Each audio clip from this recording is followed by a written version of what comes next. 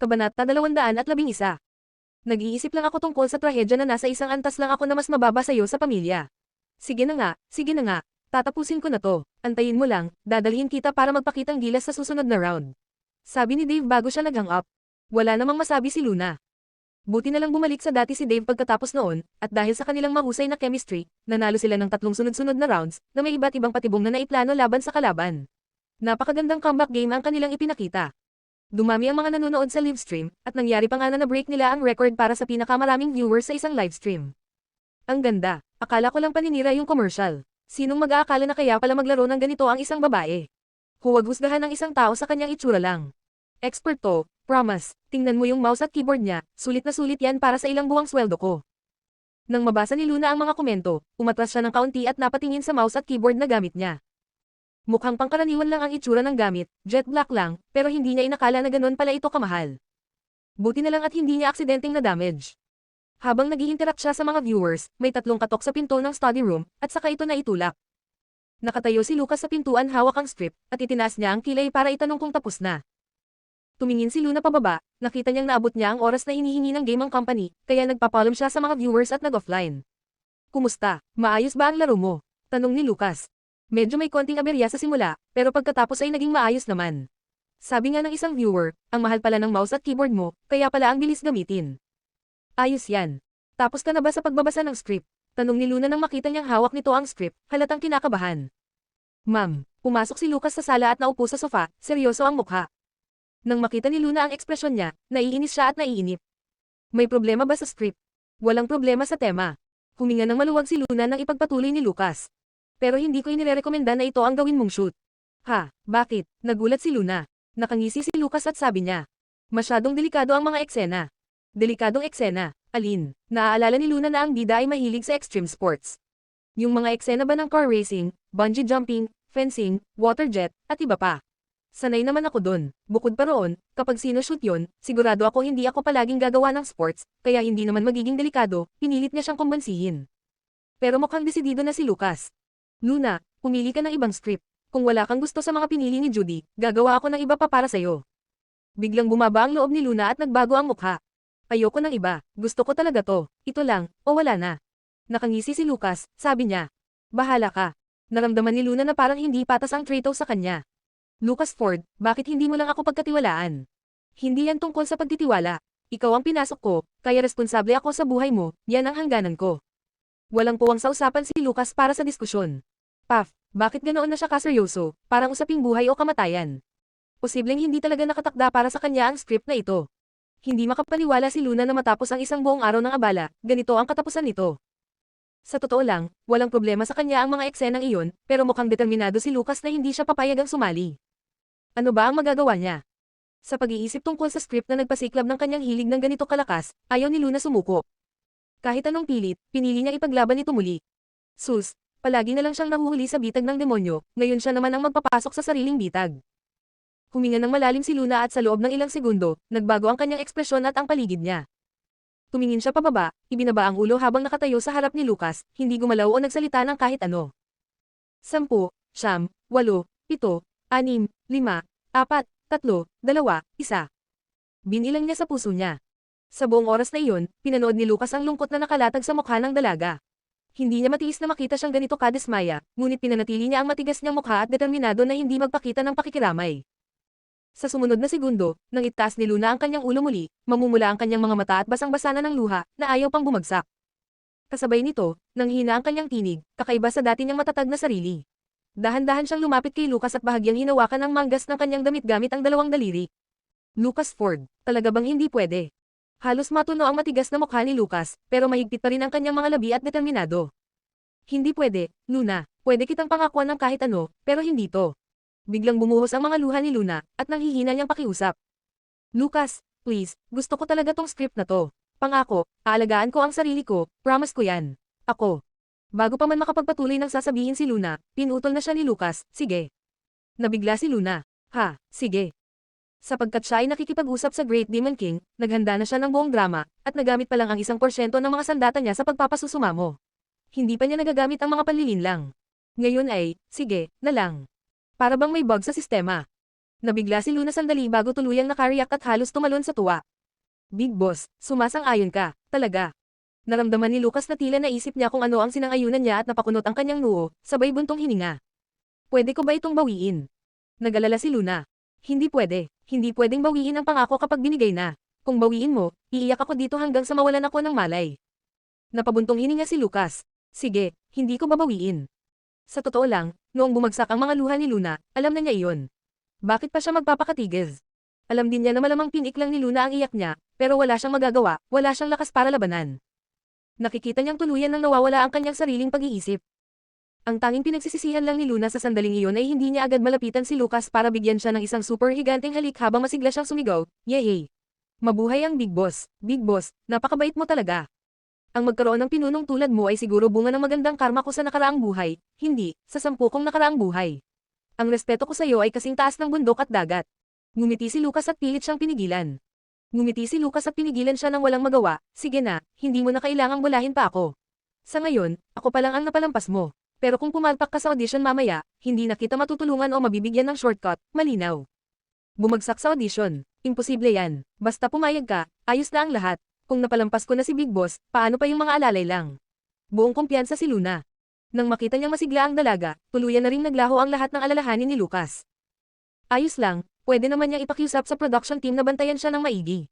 Hindi rin naman siya baguhan sa ginagawa niya, kaya bakit pa niya pipigilan sa ngalan ng pagmamahal?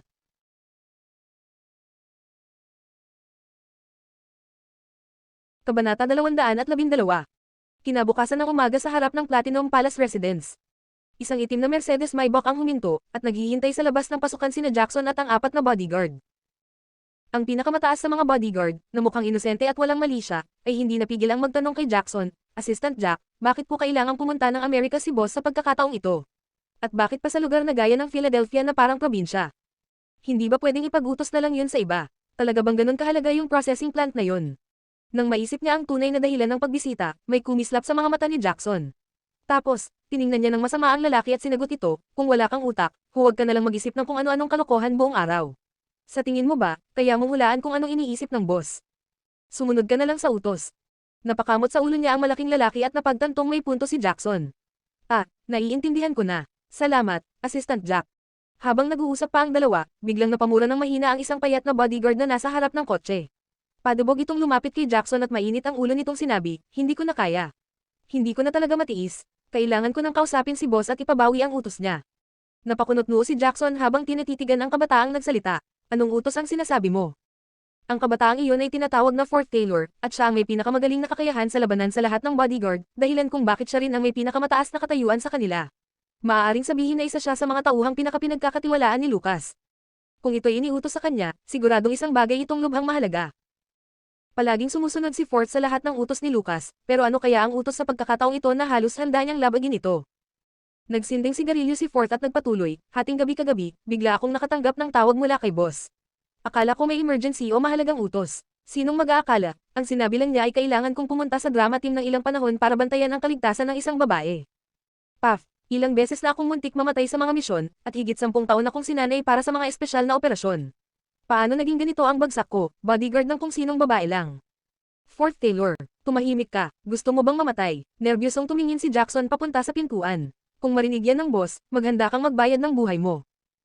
Hindi natuwa si Fourth sa hindi makatarungang sitwasyon kaya sinabi niya, "Hindi ko talaga maintindihan. Bukod sa pagiging medyo maganda, wala akong nakikitang espesyal sa babaeng yun para maakit ang boss." Alam ni Jackson na sanay ang mga ito sa pakikiharap gamit ang baril at kutsilyo, at hindi sila ganoon katalino, kaya nagtiyaga na lang siya at ipinaliwanag, "Fourth, pakinggan mo ang payo ko, huwag mo nang ulitin ang mga salitang yan at sundin mo na lang ang mga utos." Naiinsultong tumingin si Fourth at nag-waves ng padalos-dalos, "Ayos lang sa akin ang ibang utos, pero to, hindi. Wala akong pakialam. Kahit ano paman, hindi talaga ako magbabantay sa babaeng artista na puro landian lang ang alam." Sa pagkakataong iyon din, lumabas si Lucas mula sa kanyang tahanan, nakasuot ng itim, habang eksaktong binibitawan ni Fourth ang kanyang reklamo. Dali-daling lumapit si Fourth at sinabi, "Boss, may gusto po akong ikonsulta sa inyo." Hindi na napigilan ni Jackson si Fourth, kaya't napailing na lang siya at tinakpan ang kanyang mukha, tahimik na nagdasal na sana'y hindi mapahamak ang baguhan. Tiningnan siya ni Lucas ng malamig at sinabi, "Magsalita ka." Sa sandaling iyon, napaatras si Fourth sa tindi ng tingin ni Lucas, pero dala ng galit at pagkainsulto, hindi pa rin siya nakapagpigil, "Yung utos nyo kagabi, hindi ko po talaga kayang sundin yun. Napuno ng malamig na pawis ang lahat ng nakarinig. Nang inakala nilang sisabog na sa galit ang boss, hindi inaasahang nanahimik si Lucas. Tumingin na lang siya sa malaking lalaki sa likod ni Fort at sinabi, "Third, papalitan mo si Fort." Nagulat si Third, pero napakamot na lang siya ng ulo at sumunod sa utos, "Opo, boss." Nakita na ayos na ang problema, mabilis na lumapit si Jackson para buksan ang pinto ng kotse para kay Lucas. Pagpasok ng boss, tinapik ni Jackson sa balikat si Third at napabuntong hininga, "Hay, sinuwerte ang mangmang." Kung balang araw ay malaman ni Fourth na binigyan siya ng boss ng isang napakahalagang misyon tulad ng pagbabantay sa lady boss na tinanggihan niya, magsisisi siya ng sobra-sobra, parang gusto niyang damyugo ang bibig sa sakit ng pagsisisi. Sa Temple of the Golden Phoenix. Noong isang araw matapos makipag-usap kay Lawrence, naglaan ng oras si Cassandra at maagang pumunta sa templo kinabukasan ng umaga. Ang templo ay kilala sa pagiging mapalad, kaya't puno na ito ng mga tao agad-agad sa umaga pa lang. Nagsindi si Cassandra ng insenso at naghintay sa bulwagan. Hindi nagtagal, lumapit ang isang monghe na magalang na nagdasal habang magkadikit ang dalawang palad, at bumati, "Madam Ford, narito na po kayo." Gumanti ng paggalang si Cassandra at bahagyang kinakabahan na nagsabi, "Little Master, gusto ko sanang malaman kung ano ang opinyon ni Master Joey Lim." Naghihintay na po ang pinuno sa loob ng bulwagan. "Madam Ford, sumunod po kayo sa akin," sagot ng batang monghe. Ibig sabihin pumayag si Master Joey. "Ay, mabuti naman. Maraming salamat." Masiglang tumanggo si Cassandra habang may hawak na kumpol ng mga birthdate ng mga kilalang babae, saka masayang sumunod sa monghe papunta sa likurang bahagi ng templo, sa tirahan ng pinuno. Sa loob ng bakuran ay may damuhan at landas na may mga batong maliliit, at sa dulo naman ay may mga pulang punong maple. Sa harap ng lugar, sa gitna ng lotus pond, ay may ilang tagak na nakatayo habang inaayos ang kanilang mga balahibo. Nang tumingin siya sa tahimik at payapang munting bakuran, mas lalo siyang kumalma. Pagsapit sa pintuan ng tahanan ni Master Lim, huminto ang monghe at maayos na inanunsyo, "Pinuno, narito na po si Madam Ford." Maya-maya, lumabas ang isang matandang monghe na nakasuot ng kulay abong damit habang hawak ang tungkod. Taglay niya ang isang uri ng presensya at karismang tila hindi makamundo. "Cassandra, patawad at hindi ko masyadong naipakita ang mainit na pagtanggap. Master, napakabuti po ninyo. Talagang nakaabala kami sa inyo ngayon, ginagamit pa ang oras ninyo kay Buddha para sa ganito kababaw na bagay." Habang pinagmamasdan niya ang matandang monghe at nararamdaman ang matatag nitong aura, agad siyang nagtiwala kay Cassandra, iniisip kung gaano siya kapalad na matagpuan. Naalala niya si Chen Lao, oo, magaling naman ito nung una nilang pagkikita, pero ngayong nakita niya si Master Joey Lim, napagtanto niyang masyadong padalos-dalos si Lao. "Madam Ford, napakataas naman ang pagtingin niyo sa akin. Ako'y tumutulong lang sa abot ng aking makakaya. Taon-taon, kayong mag-asawang Ford ang nagbibigay ng donasyon sa templo para sa pagsasaayos ng gintong imahe ng Buddha at pagtulong sa mahihirap. Yan ang tunay na kabutihang loob. Napakabait nyo, Master. Ang mga iyon ay simpleng bagay lamang na nararapat naming gawin." Matapos ang kaunting palitan ng kuro-kuro, dumiretso na sila sa layunin ng pagbisita. Kinuha ni Cassandra ang kumpol ng mga birthdates mula sa kanyang bag at inilagay ito sa mababang mesa. Sa kanya kinuha ang isang hiwalay na papel kung saan nakasulat ang petsa ng kapanganakan ni Lucas, "Master, narito po lahat.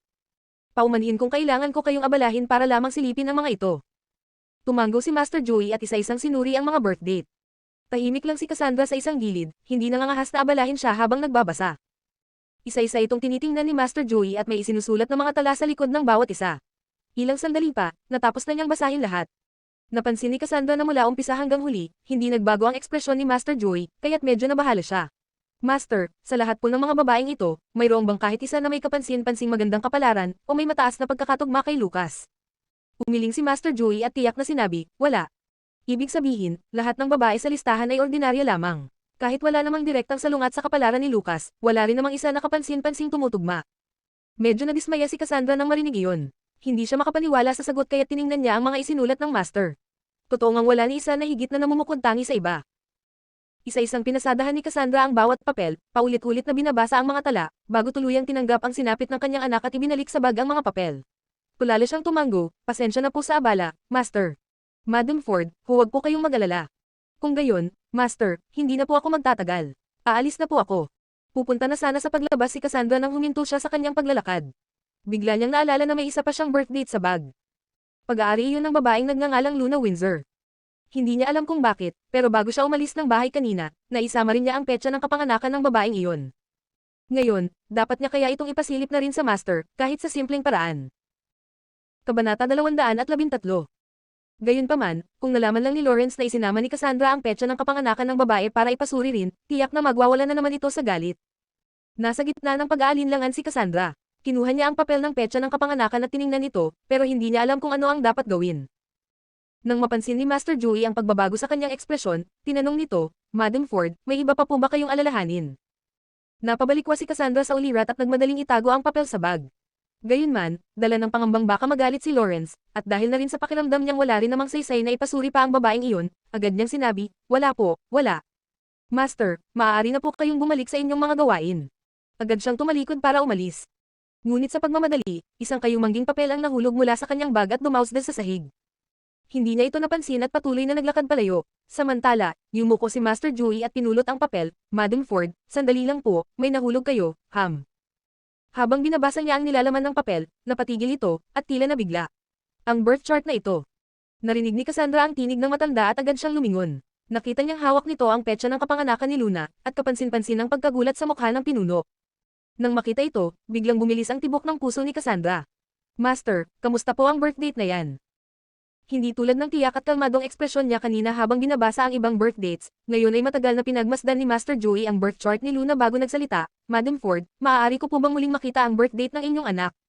Siyempre po, siyempre, sagot ni Cassandra na agad kinuha ang birth date ni Lucas at iniabot ito ng may dalawang kamay, habang ang kanyang puso ay puno ng kaba. Inilatag ni Master Joey ang dalawang birth date sa ibabaw ng mababang mesa at sinimulan itong pag-aralan ng maigi. Nakatayo sa isang tabi si Cassandra, tensyonado at hindi mapakali. Napakaseryoso ng ekspresyon ng Master. Naisip niya, huwag naman sana, baka ang babaeng ito ay may masamang kapalaran kay Lucas, baka magdala ito ng panganib sa anak niya. Matapos ang matagal na pagsusuri, sa wakas ay nagsalita si Master Joey. Ang birth chart na ito, may palatandaan ng pag-iisa sa kapalaran, ng ninakaw na buhay, at sunod-sunod na kamalasan. Ang taong ito ay nakatakdang magdala ng malas sa anak, at pumatay ng asawa. Itinakdang mamuhay ng mag-isa habang buhay. Namutla si Cassandra sa narinig, ito, hindi ba ito ang Devil Lone Star? Diyos ko, magdadala ng malas sa anak at papatayin ng asawa, Lucas, si Little Treasure. Hindi pa siya makarecover sa pagkabigla nang biglang magsalita ulit si Master Joey. Naalala niyo po ba, maraming taon na ang nakalipas, nang pinatingnan niyo sa akin ang kapalaran ng inyong anak, at nakita ko rin ang isang ganitong klaseng kapalaran. Ay, oo, syempre naaalala ko, tugon ni Cassandra, halatang kinilabutan sa alaala. Noon, puno ng panganib at kasamaan ang basa sa kapalaran ni Lucas. Nagpatuloy si Master Joey, kapag ang isang kapalaran ay puno ng panganib, tanging kaparehong kapalaran lang ang makakasalubong at makakabalanse nito. Kapag ang limang elemento ay nasa panganib, nabubuo ang tadhana ng Lone Star. Sabi nga, mahirap pag-isahin at pagbalansehin ang lahat ng elemento. Kung walang panganib, may katiyakan ng mahabang buhay at ligtas na pamumuhay. Pero kung ang mga elementong delikado ay nagsama-sama, ang kasawiang palad ay tiyak, at ang taong iyon ay nakatakdang mabuhay mag-isa. Alam ng lahat yan. Pero Master, di ba noong ipinanganak si Little Treasure 5 taon na ang nakalilipas, sinabi niyo na parang nagkaroon ng pagbabagong positibo ang kapalaran ni Lucas? Tanong ni Cassandra, sabik na makahanap ng pag-asa. Tumango si Master Joey, totoo, noong panahong iyon, may senyales ng pagbuti ng kanyang kapalaran. Kung gayon, anong kinalaman ni Lucas sa Devil Lone Star fate ng babaeng ito? Tanong ni Cassandra na lalong hindi mapakali. Tiningnan siya ni Master Joey ng may misteryosong anyo, ang birth chart ng babaeng ito, ay kapareho ng kay Lucas. At, isang napakagandang pagkakataon, nagsimula rin itong magbago, 5 taon na ang nakararaan. Nagbago, napapanik si Cassandra, at hindi na napigil ang magtanong, Master, huwag niyo na pong patagilan pa. Ano po ba talaga ang kapalaran ng babaeng ito? Delikado ba siya para kay Lucas? Magdadala ba siya ng malas? Halatang inihanda na ni Cassandra ang sarili sa pinakamasamang posibleng sagot kaya't may kaba sa tinig niyang nagtanong, Master, may paraan po ba kayong maisasaayos ito? Kahit ano, basta't maalis lang ang malas sa kapalaran ng anak ko, handa akong gawin. Umiling si Master Joey at sinabing may pag-aaliw, Madam Ford, hindi niyo kailangang masyadong mag-alala. Pakinggan niyo muna ng maigi ang paliwanag ng matandang mongheng ito. Dahil nag-aalala siyang baka hindi maunawaan ni Cassandra ang mga teknikal na paliwanag, sinikap ni Master Joey na gumamit ng mas simpleng wika, base sa birth chart, totoo ngang may Devil Lone Star fate ang babaeng ito. Ngunit, Madam Ford, kung ang isang taong may ganitong kapalaran ay mapagpala ng mahabang buhay, may mabubuting tao sa paligid, at nagsusumikap sa paggawa ng kabutihan at kabaitan, maaaring magbago ang kapalaran niya. Pwede rin siyang magpakadalubhasa sa Buddhist practice, gumawa ng maraming kawanggawa, at paunti-unting likhain ang sariling swerte. Hindi nang ahas si Cassandra na sumabat. Kahit abot langit ang kaba niya, tiniis niyang makinig ng tahimik. Sa ilalim ng kanyang tensyonadong titig, sa wakas ay natapos sa conclusion si Master Joey, kung hindi ako nagkamali sa basa, ngayon, ang kapalaran ng babaeng ito ay may tanda ng katanyagan, kasaganahan sa buhay at masayang pamilya. Isang pambihirang kapalaran, makapagpapayabong ng asawa at magdudulot ng masaganang buhay, maraming anak, at tuloy-tuloy na swerte. Sa narinig mula kay Master Joey, halos hindi makapaniwala si Cassandra. Para siyang nabingi, Master, ano ang ibig ninyong sabihin? Isang segundo lang ang nakalipas, sinasabi nitong si Luna ay may malas at magdadala ng kamatayan sa asawa, Pero ngayon, swerteng-swerte raw at may kapalarang magpayabong ng pamilya. Hinaplos ni Master Joey ang kanyang puting balbas at marahang nagsalita, ang pinakakapansin-pansin sa lahat ay ang pagbabago ng kapalaran ng babaeng ito, sobrang kapareho sa oras ng pagbabago ng kapalaran ng anak nyo. Sa tingin ko, may kaugnayan sila sa isa't isa. Ngunit dahil limitado lang ang sakop ng basa sa pagkakataong ito, hindi ko ito kayang kumpirmahin ng buo. Ang sigurado ko lang, kung ang dalawang ito ay ikakasal, siguradong dadalhin nila ang isa't isa sa tagumpay at swerte, at wala silang magiging kapahamakan. Nanlalambot ang tinig ni Cassandra, ang ibig ninyong sabihin, hindi lang walang malas sa pagitan ng anak ko at ng babaeng ito, kundi, positibo pa ang tugma nila. Tumanggo si Master Joey, tama. Ngunit tandaan ninyo, Madam Ford, ang mundo ay hindi lang isang diretsong landas. Walang ganap na kasiguraduhan. Ang mga birth chart ay para lamang bigyan tayo ng silip sa ilang aspeto ng kapalaran. Halimbawa na lang, ang biglaang pagbabagong naganap sa anak ninyo 5 taon na ang nakalilipas. Kaya't sana, huwag niyong ituring itong sukdulan. Obserbahan ninyo muna kung paano maglalaro ang tadhana. Naunawaan ko na po, maraming salamat sa inyong patnubay, Master. Bitbit ang mesensinang iniisip, kinuha ni Cassandra ang 2 birth dates mula sa mesa at lumakad palabas. Hanggang makalabas siya ng templo, hindi pa rin makapaniwala si Cassandra. Pinili niya ang napakaraming socialite, lahat mula sa matataas na pamilya, may magandang edukasyon, at maayos na ugali. Pero sa huli, ang birth date ni Luna pa ang lumutang na pinakamahusay. At higit pa roon, ayon kay Master, puro magagandang kapalaran ang dala ng babaeng iyon. Sa lumang tirahan ng pamilya Ford. Nakaupo si Lawrence sa sofa ng sala habang nagbabasa ng dyaryo. Nang makita niyang dumating si Cassandra, tumingin siya pataas at nagtanong, "Kamusta?" Anong sabi? Pagod ang ekspresyon ni Cassandra, at maliban sa birth date ni Luna, iniabot niya ang lahat ng iba kay Lawrence. May mga tala si Master para sa bawat isa. Maaari mong tingnan. Sa kabuuan, kahit wala naman talagang malas, wala rin naman yung bagay o tugma. Parang inasahan na iyon ni Lawrence kaya tinanggap lang niya iyon ng walang interes. Basta't walang malas, ayos na.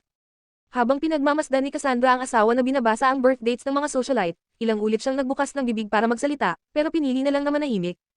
Sasabihin ba niya ang tungkol kay Luna, o hindi? Kahit sinabi na ng Master na ang kapalaran nina Luna at Lucas ay perpektong tugma, binigyang diin rin ito na wala namang tiyak sa mundo. Alam niyang kung malalaman ni Lawrence na palihim niyang ipinasuri ang birth date ni Luna, tiyak na magagalit ito.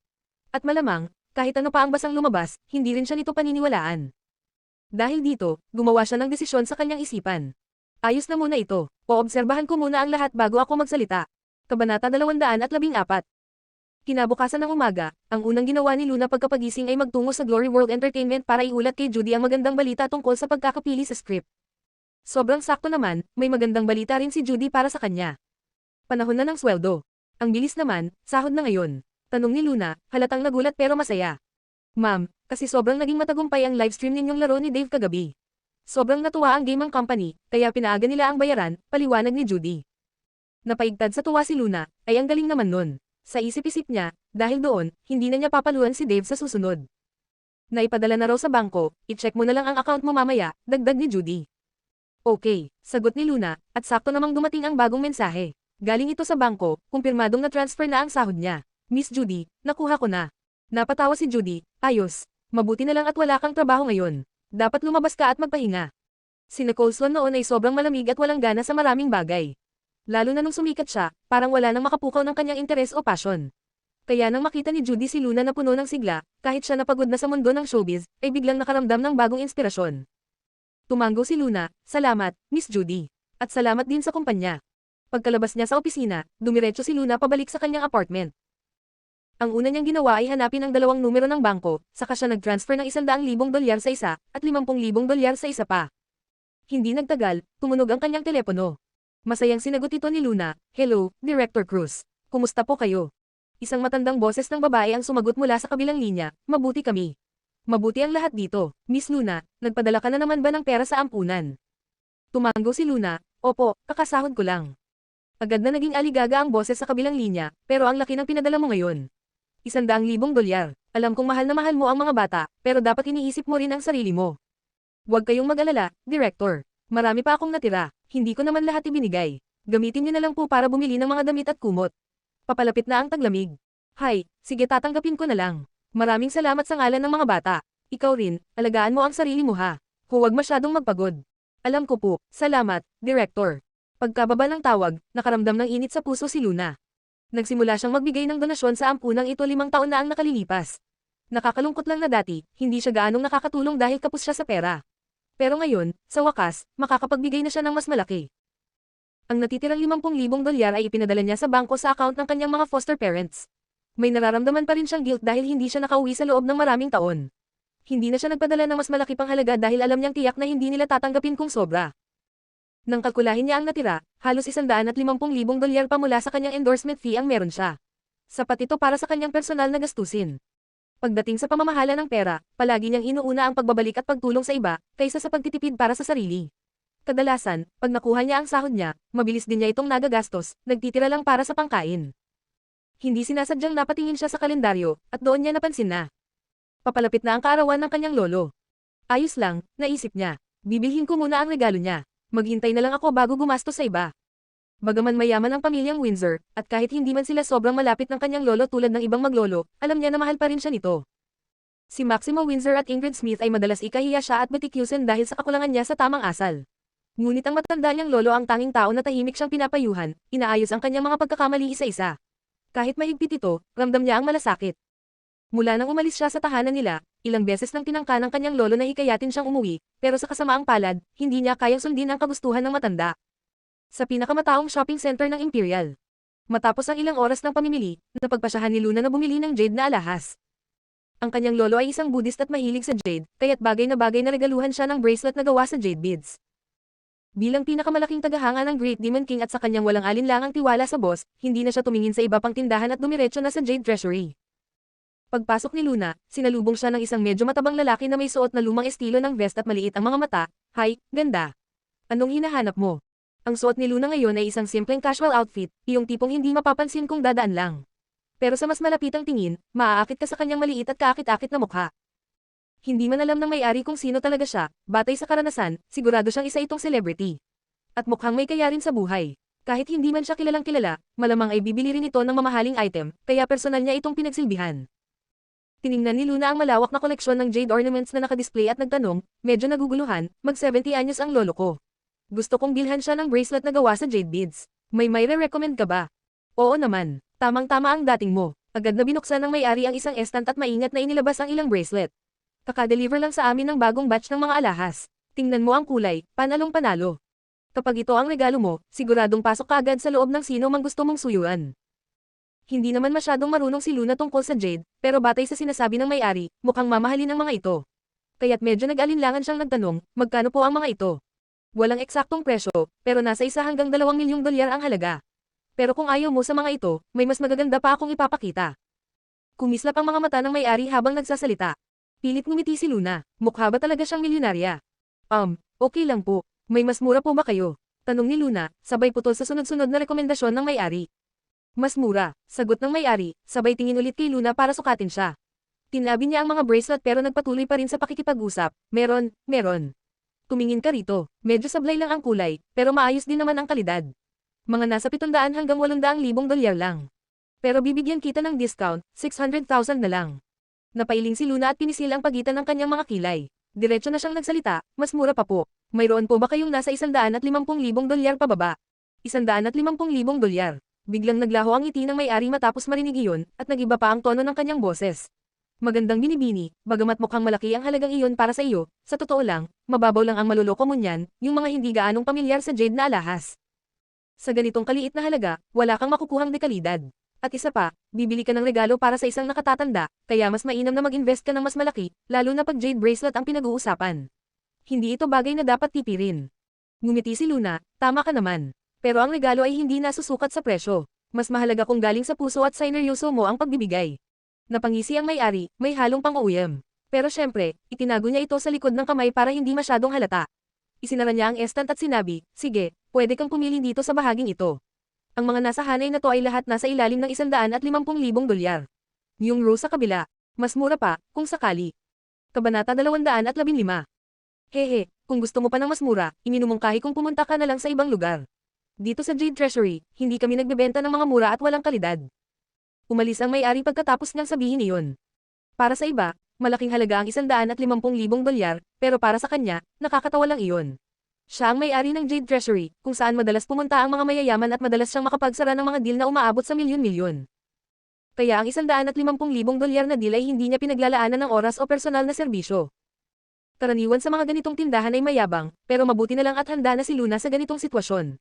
Hindi niya ito inalintana at nagpatuloy lang sa pagpili ng bracelet. Sikat ang Jade Treasury sa kalidad, kaya kahit mura ang presyo, mas maganda pa rin ito kaysa bumili sa ibang mga tindahan. Biglang may pamilyar na boses na umalangaw-ngaw, "Sok, nakakatawa naman. Aminin mo na lang na wala kang pera para bilhin yan. Hindi mo na kailangang magsabi ng matatamis na salita. Akala mo ba tanga ang may-ari?" Napalingon si Luna at napakunot ang noo. Ang liit nga talaga ng mundo. Ang nagsalita ay si Arya Miller na nakasuot ng Chanel, at sa tabi niya ay si Sumimoto na nakamahabang bestida. Tulad ng nakasanayan, may ilan pang mga babae sa likuran nila, pawang mga artista na pilit nagpapalapit sa kanya para makuha ang kanyang pabor. "Oh, hello, Diyos sa Sumi, anong nagdala sa inyo rito ngayon? Kanina pa ako nagtataka kung bakit ang ingay ng mga ibon sa may balkonahe ko. Hindi ko inakalang ipinagdiriwang pala nila ang pagdating ninyo." Agad na lumapit ang may-aring maliit ang mga mata, daladala ang sunod-sunod na papuri. Hindi lang dahil sa kasikatan ni Sumi kaya ganoon ang pakikitungo sa kanya, kundi higit sa lahat, dahil siya ang may pinakamalaking posibilidad na maging ginang ng Ford Corporation. Paanong maglalakas loob ang may-ari na magkamali sa harap niya? Lalo na ngayon na kumakalat ang chismis na si Lucas mismo ay labis na pabor kay Sumi at dinala pa raw ito mismo sa kanyang opisina. Malamang ay malapit-lapit na nga iyon sa katotohanan o iyon ang iniisip ng may-ari. "Diyos sa Sumi, pumasok po kayo sa loob." Masiglang alok ng may-ari, "Monica, dali, ilabas mo ang pinakamagagandang items mula sa likod. Aurora, ihanda mo ang tsaa, gamitin mo yung masarap na at pinakamahal na dinala ko kamakailan." Isa-isa niyang inutusan ang mga tauhan niya, halatang gustong makasiguro na walang magiging kapalpakan.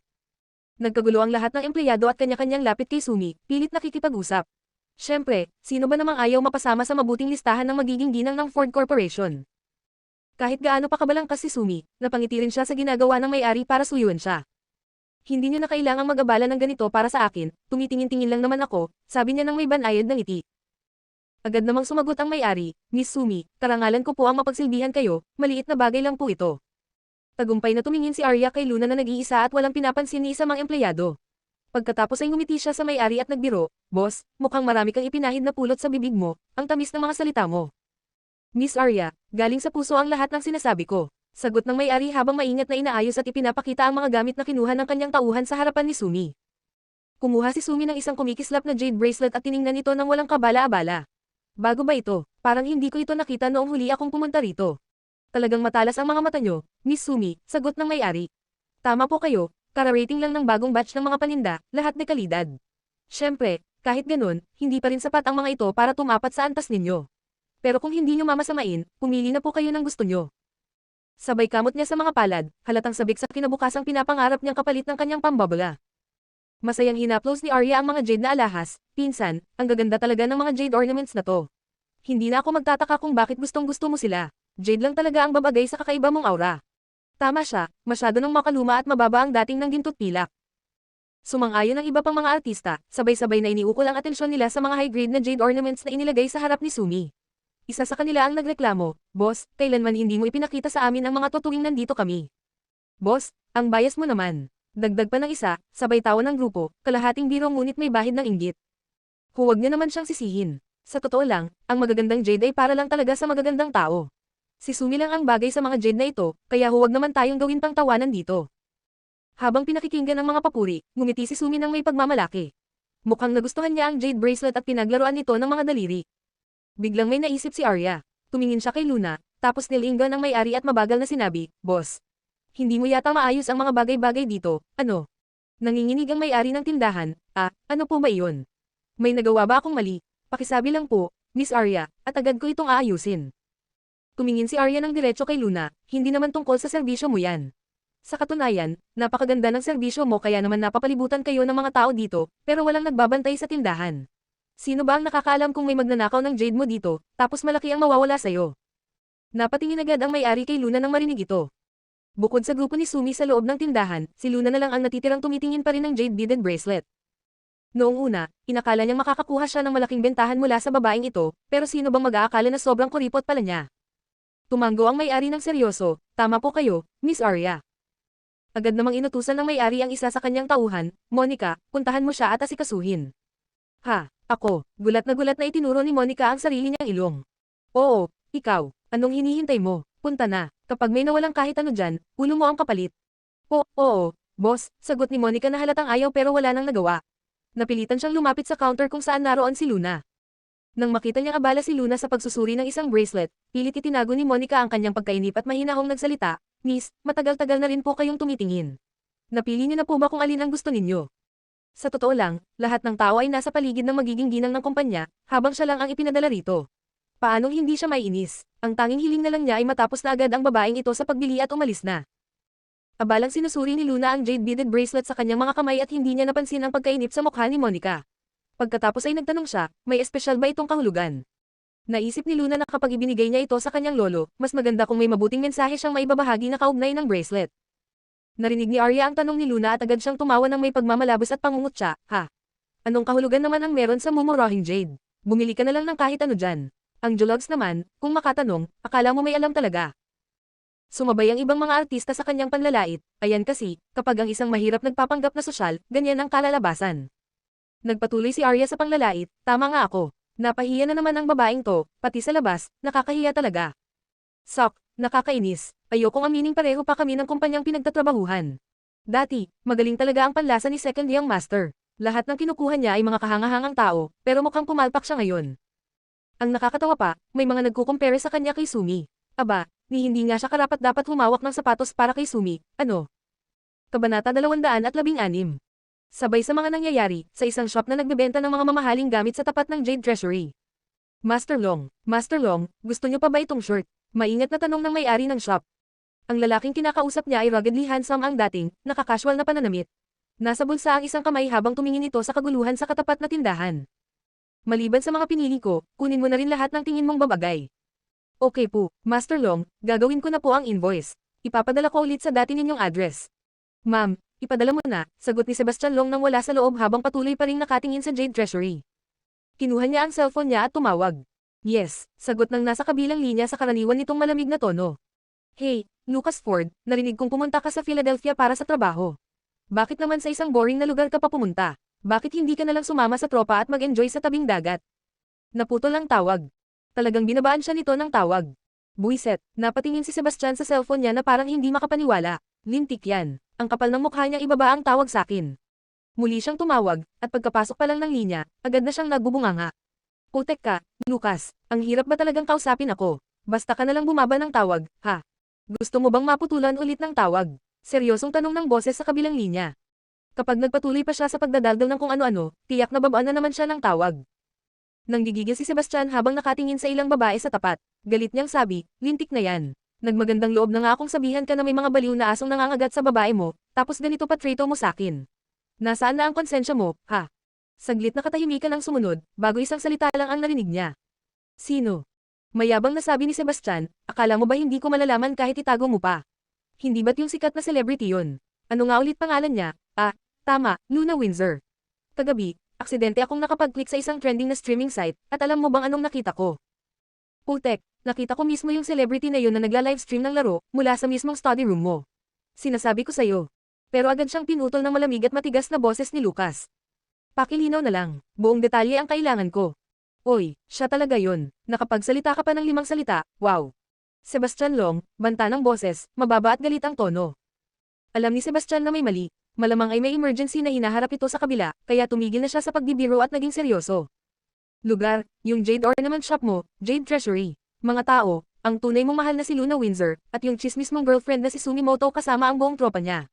Sapat na ba yan? O gusto mo pa ng mas detalyado? Muling naputol ang tawag. Napamura si Sebastian, pabulong, lintik talaga. Walang utang na loob. Lumapit ang may-ari ng tindahan na abot tay nga ang ngiti. Master Long, napili na po lahat ng mga kamisete.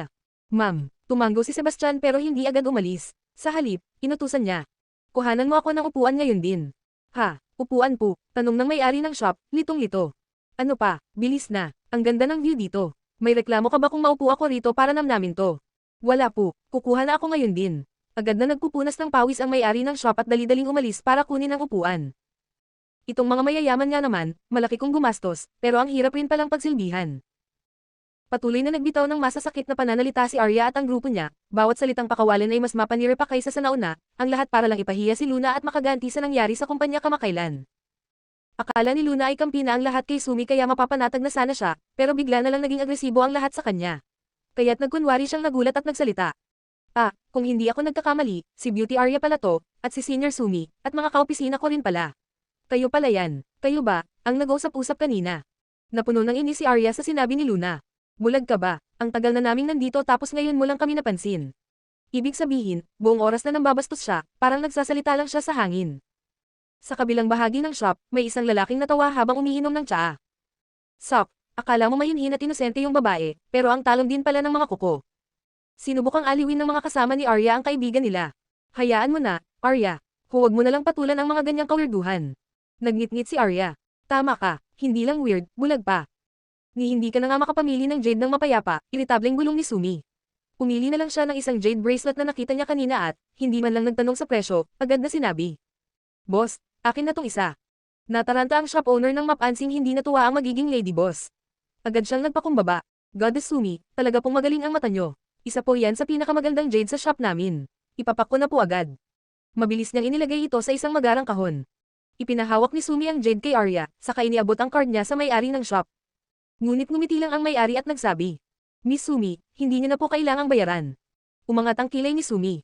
Anong ibig mong sabihin? Nagkamot ng palad ang may-ari. Miss Sumi, pasensya na po kung hindi namin kayo naasikaso ng maayos ngayon. Pakitanggap na lang po itong jade bracelet bilang paghingi ng paumanhin. Kapag hindi niyo po tinanggap, baka hindi na ako makatulog ngayong gabi. Regalo, para sa pinsan ko. Halos matulala si Arya. Hindi siya makapaniwala na basta na lang ibinigay ang mamahaling jade bracelet na iyon. Grabe talaga ang Ford Corporation, pati ang mga shop owner nila, napaka-generous. Kung maging bayaw niya si CEO Lucas Ford balang araw, edi jackpot na. Tiningnan siya ni Sumi saglit bago muling bumalik sa pagiging kalmado. Ayos itong may-ari ng shop. Dahil dyan, tatanggapin ko na ang jade bracelet sa ngalan ng pinsan ko. Hindi na nagsalita pa si Sumi. Maraming salamat, Miss Arya. Salamat po, Miss Sumi. Salamat po talaga. Halos sunod-sunod ang pasasalamat ng may-ari, sa kabahagyang lumapit at ibinulong sa seryosong tono. Sana balang araw, matulungan niyo po akong may parating kay CEO Ford ang magandang imahe ng shop namin. Kahit halatang may ibang intensyon ang may-ari, mukhang natuwa pa rin si Sumi. Gusto mo akong gawing tagapamagitan sa ganyang mensahe. Pinagpawisan bigla ang shop owner. Ay, hindi po yun ang ibig kong sabihin.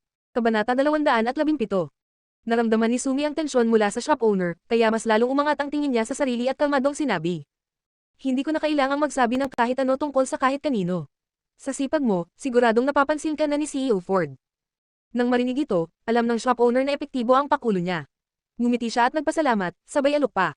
Salamat po, Miss Sumi. Sa totoo lang, marami pa kaming ibang magagandang jade dito sa shop. Kung may oras po kayo, baka gusto niyong tumingin-tingin pa. Bago pa man makasagot si Sumi, sumabat na si Arya na may halong inis. Nabuwisit na kami eh, ano pang silbi ng pamimili? Agad namang nakiramdam ang shop owner at biglang tumingin ng masama kay Luna. Malamig ang tono niyang sinabi. Miss, ang tagal mo nang tumitingin-tingin. Kung wala ka namang balak bumili, umalis ka na lang. Huwag mong hadlangan ang negosyo ko. Hindi mo ba nakikitang may VIP akong pinagsisilbihan dito? Casual na komento ni Sumi.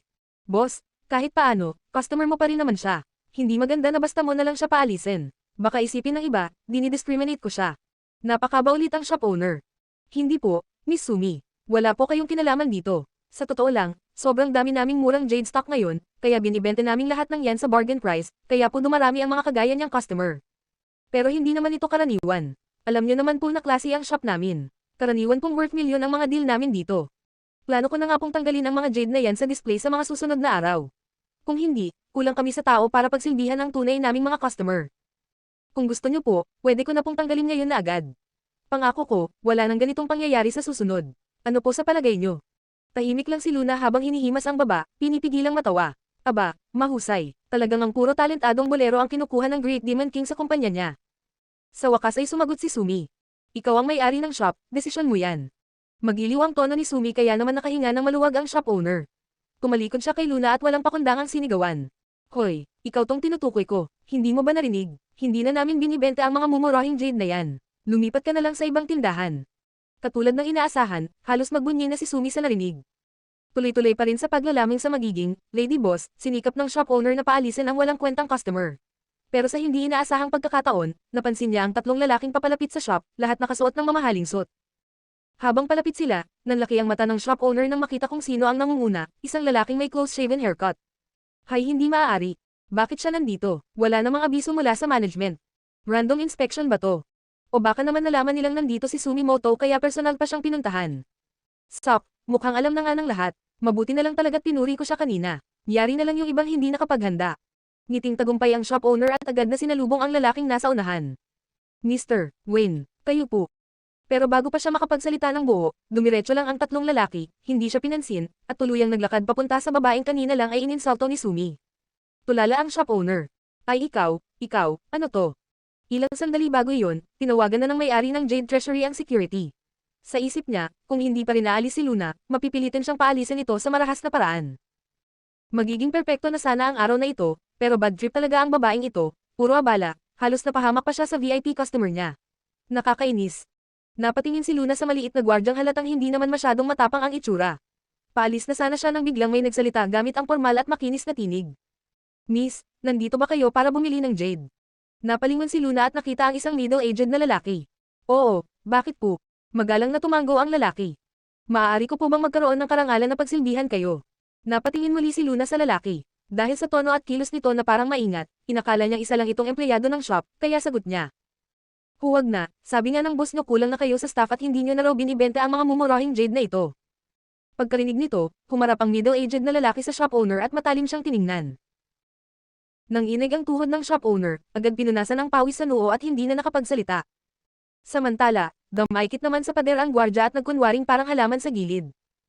Muling hinarap ng lalaki si Luna, at matapos ang isang saglit na pag-iisip, mahinahong sinabi.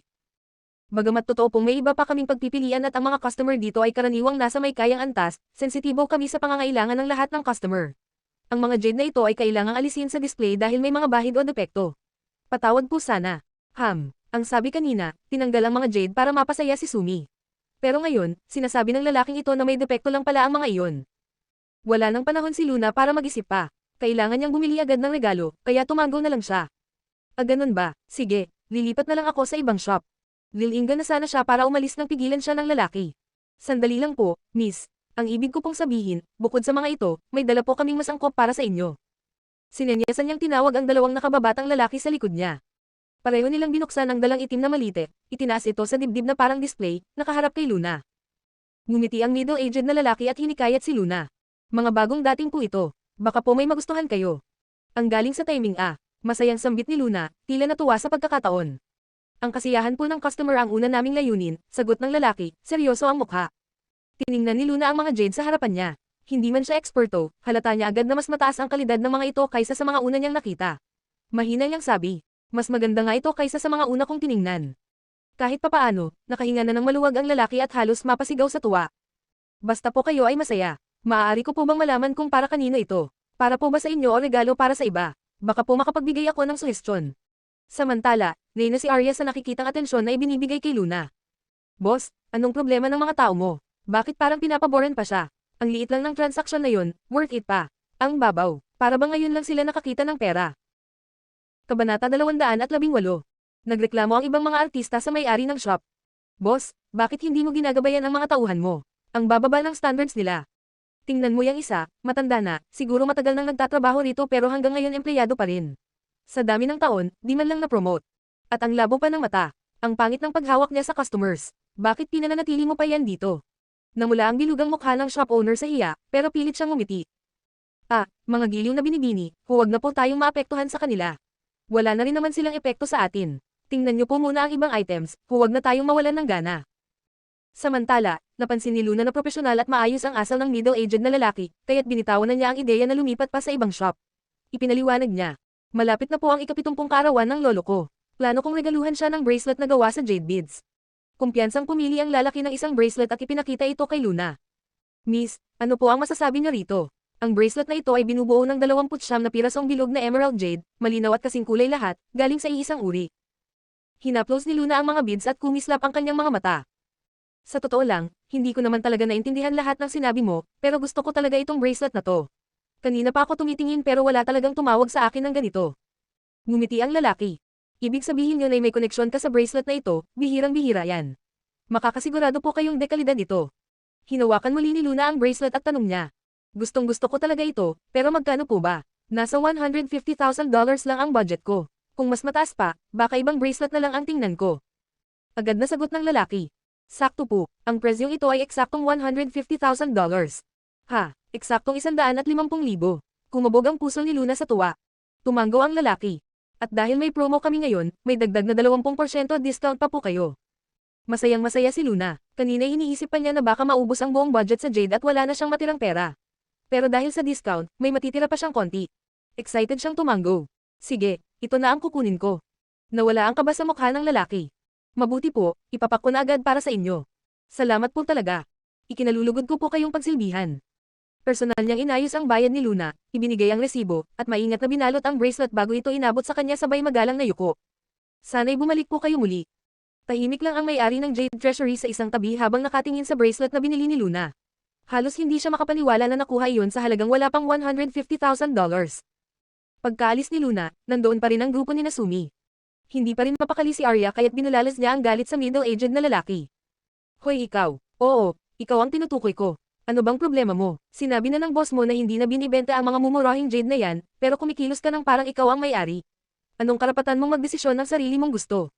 Pagkarinig sa sinabi ni Arya, nanginginig na sa takot ang may-ari ng Jade Treasury. Sinubukan pa niyang pigilan si Arya sa pagsasalita pero huli na ang lahat. Bahagyang tiningnan lang ng middle-aged na lalaki si Arya nang may malamig na paghamak, sa kanya inilipat ang atensyon sa may-ari ng shop. Malayo na ang kanyang aura kumpara sa magiliw at magalang na asal niya kanina kay Luna. Ngayon, ang boses niya ay malamig at matalim. Bakit hindi ako naabisuhan tungkol sa pagtatanggal ng mga produktong ito mula sa display? Hindi na nakayanan ng may-ari at nauutol itong sumagot habang nanginginig. Manager Wayne, hay hindi po ganun ang ibig kong sabihin, hindi ko po sinasadya. Nagulat ang grupo ni Nasumi at Arya nang makita nilang halos lumuhad na sa takot ang may-ari ng tindahan. Lalo na si Arya, na kanina lang ay galit na galit habang sinisigawan ang lalaki. Hindi makapaniwala, bumigkas siya ng mahina. Manager Wayne. Nagiba rin ang ekspresyon ni Sumi. Wayne, hindi kaya. Tahimik na nagbulungan ang ibang mga artista. Ha, yung worker, yung lalaki pala, manager. Anong manager? Hindi ko rin alam, pero, baka si Daryl Wayne, yung executive manager ng buong Jade Treasury. Imposible. Pagkarinig sa pangalan na Daryl Wayne, namutla si Arya at mahina niyang nasabi. Imposible yan. Habang nangyayari ito, pilit pa ring nagpaliwanag ang may-ari. Manager Wayne, hindi ko po ibig sabihin na permanente ko nang tinanggal yung mga Jade. Kaso po, kulang po talaga sa tao ngayon kaya naisip ko na. Kulang sa tao, malamig na sagot ng lalaki habang tumingin sa ilan pang staff na walang ginagawa sa paligid. Alam na ng may-ari na hindi na siya makakalusot kaya lumapit ito sa lalaki at bumulong. Manager Wayne, VIP po kasi si Miss Sumi kaya kailangan po talaga maasikaso ko siya ng todo. Binigyan niya si Manager Wayne ng makahulugang tingin, umaasang maintindihan siya.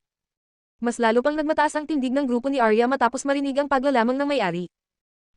Kahit executive manager ka pa, dapat lang na ay respeto mo ang pinsan ko. Bulalas ni Arya, puno ng kayabangan. Sinaway siya ni Sumi. Don't be rude. Pero bagamat pinigilan niya ito, wala rin siyang ipinakitang pagkadisgusto. Wala nang pakialam si Arya at tuloy-tuloy na sumigaw. Hoy, ikaw nga ba si Manager Daryl Wayne? Kahit executive manager ka pa, alam mo naman siguro ang responsibilidad mo, di ba? Ang ginawa lang ng may-ari ay pagsilbihan kami ng maayos. Kilala mo naman siguro ang pinsan ko rito. Ano naman ngayon kung may kaunting misunderstanding? Wala namang malala. Nang marinig ito, nabuhayan ng loob ang may-ari at nagbigay ng paningin ng paghingi ng tulong kay Sumi.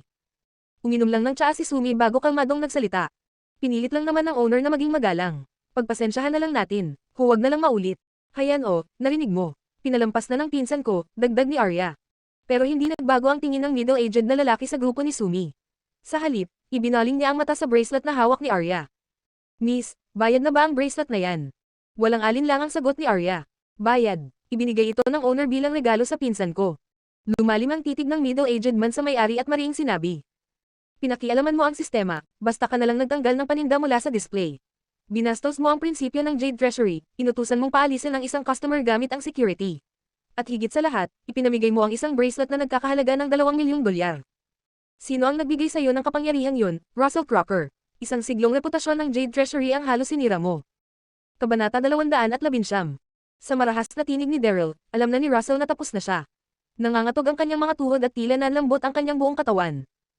Hindi man lang pinansin ni Daryl si Sumi, wala nang kahit sino ang maaaring pagsandalan ni Russell. Wala na siyang nagawa kundi magmakaawa.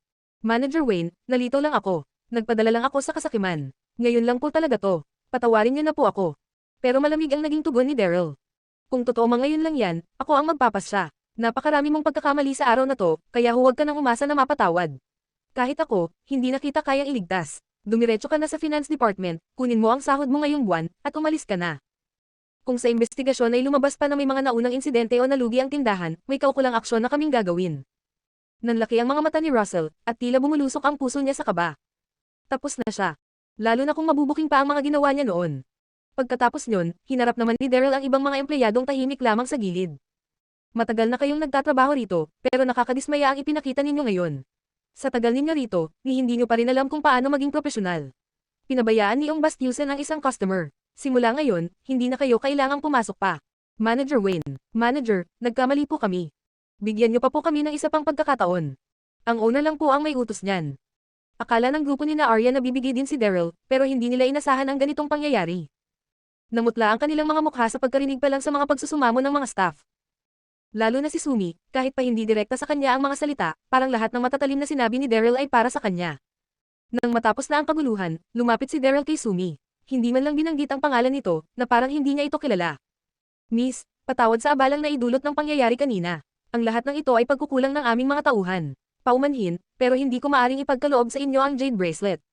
Ano, binabawi mo ang ibinigay mo na. Sigaw ni Arya, tapos ay dinugtungan. Alam mo ba kung sino ang pinsan ko? Kalma lang ang sagot ni Daryl.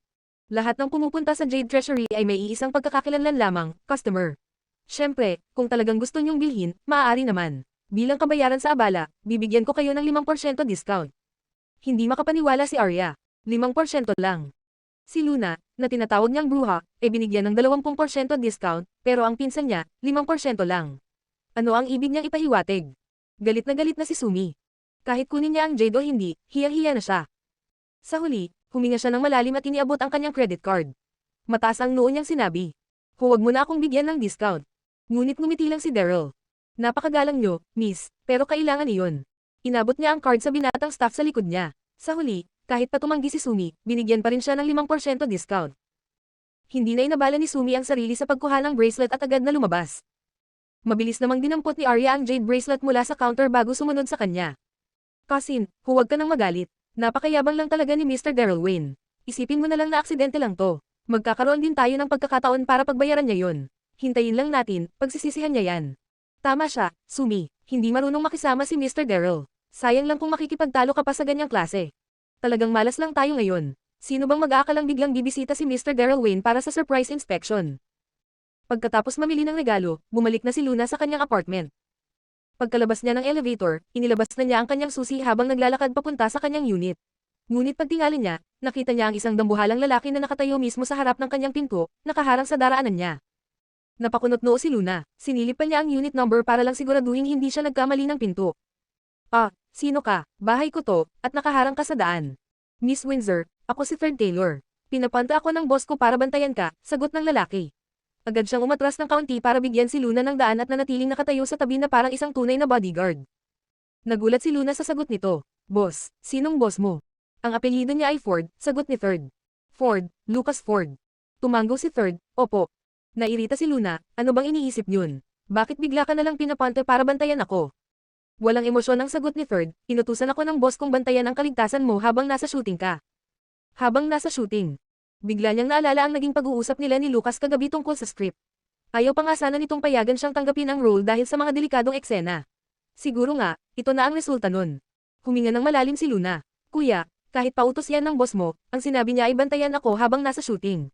Eh hindi pa nga nagsisimula, di ba? Ang aga mo naman masyado. Kailan ba magsisimula ang shooting? Tanong ni Third. Hindi pa tiyak, pero siguradong hindi pa ngayon. Sagot ni Luna. Sandaling nag-isip si Third bago tumingin ulit sa kanya. Kung hindi pa tiyak, ibig sabihin pwede kahit kailan, baka bukas o kahit ngayong araw. Kailangan kong sundin ang utos ng boss ko. Napaurong si Luna sa loika nito. Pero kung palagi kang nakatambay dyan sa harap ng pinto ko, maaapektuhan ang buhay ko. E paano ko ipapaliwanag sa ibang tao kung may gwardiyang nakatayo rito buong araw? Nag-isip muli si Third, tapos tumango. Sige, naiintindihan ko. At tuluyan na siyang umalis. Ha, kahit mukhang matigas at matipuno, madali pala siyang kausap. Nakahinga ng maluwag si Luna at pumasok na sa kanyang unit. Pagkapasok niya, agad siyang nagpadala ng text kay Lucas para sabihin hindi na kailangang magpadala ng bodyguard. Pero walang sumagot, tahimik. Karaniwan, kapag nagte-text siya kay Lucas, halos instant ang reply. Pero ngayon, ang tagal na, wala pa rin siyang natatanggap. Baka busy lang sa trabaho, baka nasa out of town. Hindi na masyadong inisip ni Luna. Sa halip, kinuha niya ang jade bracelet na binili niya at tinitigan ulit ito.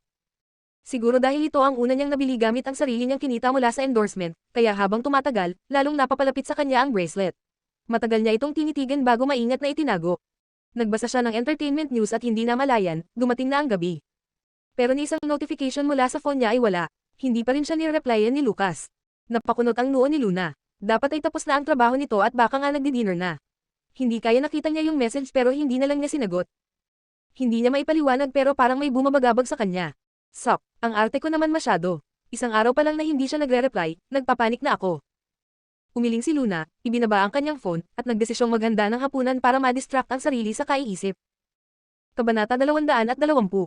Kinabukasan ng umaga. Wala siyang pasok ngayon kaya nag-jogging si Luna sa umaga at bumili ng almusal para sa sarili. Habang pauwi na siya, bigla siyang nakaramdam ng kaba. Parang may sumusunod sa kanya. Pero imbes na matarante, kalmado siyang lumiko sa mas masisikip at madidilim na daan para maiwasan ang sinumang sumusunod sa kanya at makapagtago. Maya-maya, isang malaking anino ang hamarang sa dinaraanan niya. Tamang-tama ang timing ni Luna, mabilis siyang sumugod, umakyat sa likod ng lalaki, at nilock ang mga braso nito sa matinding hawak. Sino ka? Nang humarap ang lalaki, napasinghap si Luna, ikaw na naman. Siya yung lalaki kagabi, si Third Taylor. Akala niya ay tumigil na ito sa pagbabantay sa kanya. Hindi niya inaasahang nagpalit lang pala ito ng estilo ng pagprotekta. Napabuntong hininga si Luna, hindi ko ba sinabi sa'yo na matatagalan pa bago magsimula ang shooting? Baka 1 o 2 buwan pa yon. Pwede ka nang magpahinga. Miss, sumusunod lang ako sa utos ng boss ko, sagot ni Ferd nang walang kaba o emosyon. Napakamot na lang si Luna sa sentido. Ang sipag talaga ng taong ito. Mukhang sanay sa mga imposible. Habang iniisip niya kung paano ba niya makukumbansi si Ferd, bigla itong naglabas ng phone. Nakakunot ang noo nito at mahina nitong binanggit, bakit pinapapunta ako ng boss ko doon? Boss, ibig mong sabihin si Lucas. Agad na naging alerto si Luna. Magdamag na siyang naghihintay ng mensahe mula kay Lucas, kaya nang may balita tungkol dito, agad siyang nakisilip. Nakasulat sa message, galing mismo kay boss, lahat ng tao, kahit nasaan kayo, magtipon sa locus yung ito agad, The Arsenal, Philadelphia, America. Coordinates, XXX. Galing ang mensahe sa isang taong ang pangalan ay, Brother Damian. Malamang isa sa mga tao ni Lucas. Nanlamig si Luna nang mabasa ang mensahe. Philadelphia, America. Ano ba yan? Talagang pumunta si Lucas sa Philadelphia. Hindi ba't noon madalas makita yung demonyong si KD? At may binanggit pang, Arsenal. Bakit bigla na lang kailangan ni Lucas na tipunin ang lahat sa isang armory? Posible bang may kinalaman ito kay KD? Kung oo, delikado to. Isinilid ni Ferd ang phone at mabilis na nagsalita kay Luna, Miss, kailangan ko nang pumunta ng Philadelphia. Hintayin mo na lang ang pagbalik ko bago ka magsimula sa shooting. Lalong tumaas ang kaba ni Luna. Napalakas ang boses niya, sabi ko nga sa'yo, hindi pa nga magsisimula. Anong nangyari kay Lucas? Akala ko ba business trip lang yun? Bakit Arsenal na ang usapan ngayon? Nagalangan si Third. Napansin niyang nakita ni Luna ang laman ng message. Miss, hindi ko pwedeng sabihin sa ngayon. Wala na rin akong oras para magpaliwanag. Patawad po. At agad siyang tumakbo palayo, mabilis pa sa inaasahan, kahit mukhang oso, mabilis pala tumakbo. Si Luna ay wasak ang loob sa pag-aalala. Ano kayang nangyari kay Lucas? Biglang may pumasok sa isip niya, imbes na maghintay at mangamba, bakit hindi ko na lang siya sundan? Kung walang nangyari, ayos lang. Uuwi na lang siya ng tahimik, pero kung may nangyari nga talaga. Sa huli, tumingin si Luna sa direksyon na tinakbuhan ni Third, at agad na nagpa siya. Dali-dali siyang umakyat sa kanyang unit, kinuha ang passport, at nagtungo sa airport nang hindi na nag-aksaya ng oras. Pagdating niya sa airport, sinuri niya kung anong flight ang posibleng sinakyan ni Third papuntang Philadelphia. At tulad ng hinala niya, nakabook ito sa susunod na biyahe. Kaya bumili rin siya ng tiket at sumunod ng hindi namamalayan. Pagdating sa Philadelphia, sinalubong sila ng malamig na hangin. Hindi maganda ang panahon, umuulan ng ambon, at mabigat ang pakiramdam sa hangin. Madilim ang ulap sa langit, parang may masamang mangyayari. Pagkababa nila ng eroplano, agad nagtago si Luna. Marahil dahil sa pagmamadali, hindi napansin ni Third na may kasunod siya. Sa Philadelphia, America. Inilabas ni Third ang kanyang 0.22 semi-automatic pistol. Maliit man ang baril na iyon, taglay nito ang matinding lakas at nakamamatay na kapangyarihan. Ilang beses na siyang nailigtas ng baril na ito sa mga mapanganib na sitwasyon. Batay sa lahat ng karanasan niya sa mga delikadong misyon noon, masama ang kutob ni Third ngayon. Parang isang hayop, naamoy na niya ang panganib sa hangin. Nakatago sa isang sulok si Luna at dama rin niya ang kakaibang tensyon sa paligid. Habang pinagmamasdan siya ng dalaga mula sa dilim, huminga ng malalim si Third at pumasok sa madilim at abandonadong arsenal. Ang weird, bakit kaya kami pinatawag ni boss dito? Bulong niya sa sarili. Ilang minuto lang ang lumipas matapos pumasok si Third, biglang may dumating na isang maliit na sasakyan at huminto sa labas. Bumukas ang pinto sa gilid ng pasahero, at bumaba ang isa sa mga pinakatiwalaan ni Lucas, si Fourth Taylor. Maya-maya, sumunod na ring bumaba ang dalawa pa niyang kasama at agad na sumunod kay Fourth. Leader, sa tingin mo bakit tayo pinatawag ni boss dito? Mukhang abandonado na tong arsenal na to. Ma'am, parang pamilyar tong lugar na to, sa pagkakaalala ko, dating teritoryo ito ng isang Italian mafia gang. May koneksyon ba si boss sa mga yun? Nagkatinginan ng dalawang tauhan na may halong pagdududa. Italian mafia gang daw. Medyo naguluhan si Fort. Itong dalawang tauhan niya ay may impluwensya sa Philadelphia, hindi niya kukunin ang mga ito kung hindi. Kung may alam man tungkol sa mga mafia sa lugar, sila na yon. Ma'am, Italian mafia nga, pero matagal nang inabandona tong arsenal. Hindi na ito dapat pinapakinabangan, sagot ng isa sa mga lalaki. Pinatawag tayo ni boss sa abandonadong arsenal ng Italian mafia, bulong ni Fort, habang lalong tumitindi ang ekspresyon ng pag-aalala sa mukha niya. Mag-ingat kayo, alerto sa lahat ng oras. Matindi ang kutob ni Fort na may mali. Pumasok na rin sila ni Fort sa loob ng arsenal kasama ang dalawang tauhan. Sa di kalayuan, dahan-daang sumunod sa kanila si Luna, nagtatago sa dilim. Ang loob ng arsenal ay madilim at mabaho, amoy panas na alak ang buong paligid. Walang liwanag mula sa labas ang nakakapasok, kaya halos walang makita si Luna pati ang grupo ni Fort. Mag-ingat kayo, mahinang paalala ni Fort sa kanyang mga tauhan, mababa at paus ang boses. Bigla nilang narinig ang tunog ng kargang baril, click-clack, na siyang ikinabahala ng dalawang kasama niya. Baka hindi si boss ang talagang tumawag sa amin dito. Ilawan niyo gamit ang phone niyo. Tingnan natin kung anong meron, utos ni Fort. Opo, boss. Agad na naglabas ng cellphone ang isa at binuksan ang flashlight mode. Pagtila ng liwanag sa madilim na bahagi ng arsenal, nanlaki ang mga mata ni Fort sa nakita. Si Third, nakakambal niya ay nakahandusay sa sahig, puno ng pasa at duguan. Thirdy. Mabilis siyang lumapit para tulungan ang kakambal. Tangina, especially iya, mahina pero mariing bulalas ni Third nang makilala si Fort. Especially iya, lalong tumindi ang kaba ni Fort, mas humigpit ang hawak niya sa baril, kahit basang-basa na ng pawis ang kanyang palad.